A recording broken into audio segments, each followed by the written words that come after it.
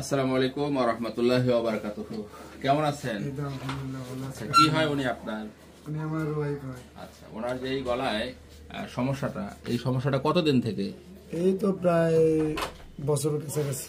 আচ্ছা মা, আপনি একটু ঢোক গেলেন তো, মাথাটা একটু নিচু করেন, হ্যাঁ নিচু করেন, একটু ঢোক গেলেন মা, ঢোক গেলেন, একটু থুতু মুখে জমা করে তারপরে ঢোক গেলেন, হ্যাঁ হ্যাঁ ঢোক গেলেন।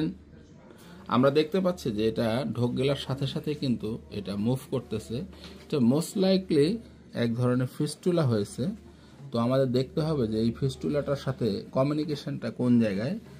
তো এটাকে আমাদের একটা ফিস্টুলোগ্রাম পরীক্ষা করতে হবে এবং আল্ট্রাসোনোগ্রাম করে এটা কোন জায়গাতে এটার সাথে রিলেশন আছে সেই রিলেশন বের করে তারপরে আমাদেরকে এক্সিশন করতে হবে। এর আগে একজন ডাক্তার অপারেশন করেছিলেন, ছোটখাটো একটা অপারেশন করেছিলেন।